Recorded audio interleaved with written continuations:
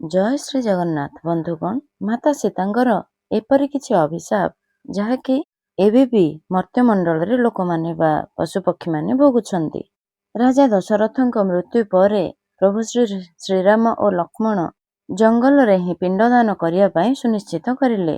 ପ୍ରଭୁ ଶ୍ରୀରାମ ଏବଂ ଲକ୍ଷ୍ମଣ ଆବଶ୍ୟକ ସାମଗ୍ରୀ ସଂଗ୍ରହ କରିବା ପାଇଁ ଜଙ୍ଗଲକୁ ପଳାଇଲେ। ଏଥିରେ ଅନେକ ସମୟ ଅତିବାହିତ ହୋଇଗଲା। ଉଭୟ ଫେରି ନଥିଲେ। ଏପଟେ ଶୁଭ ସମୟ ମଧ୍ୟ ଗଡ଼ି ଯାଉଥିଲା। ମାତା ସୀତା ନିର୍ଣ୍ଣୟ କଲେ ଯେ ତାଙ୍କ ପାଖରେ ଯାହା ବି କିଛି ସାମଗ୍ରୀ ଅଛି ସେଥିରେ ପିଣ୍ଡଦାନ କରିବେ। କାର୍ଯ୍ୟ ମଧ୍ୟ ସଫଳ ହୋଇଗଲା। ମାତା ସୀତା ଗାଈ, କାଉ ଏବଂ ଫାଲ୍ଗୁନୀ ଆଦି ବ୍ରାହ୍ମଣ ଏବଂ କାଉକୁ ସାକ୍ଷୀ ହେବା ପାଇଁ କହିଥିଲେ। ଯେତେବେଳେ ପ୍ରଭୁ ଶ୍ରୀରାମ ଏବଂ ଲକ୍ଷ୍ମଣ ଆସିଲେ, ମାତା ସୀତା ସେତେବେଳେ ପିଣ୍ଡଦାନ କଥା କହିଥିଲେ।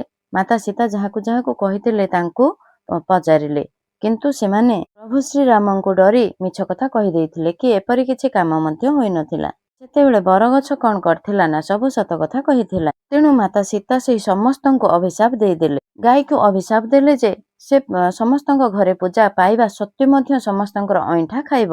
ବ୍ରାହ୍ମଣଙ୍କୁ ଅଭିଶାପ ଦେଲେ ଯେ ବ୍ରାହ୍ମଣ ଯେତେ ପାଇଲେ ମଧ୍ୟ ସେମାନଙ୍କର ଦରିଦ୍ରତା ରହିବ। ଫାଲ୍ଗୁନୀ ନଦୀକୁ ଅଭିଶାପ ଦେଲେ ଯେ ସେଟା କେବଳ କେତେବେଳେ ହେଲେ ଜଳ ରହିବ ନାହିଁ, କେବଳ ନାଁକୁ ମାତ୍ର ନଦୀ ବୋଲି ରହିବ।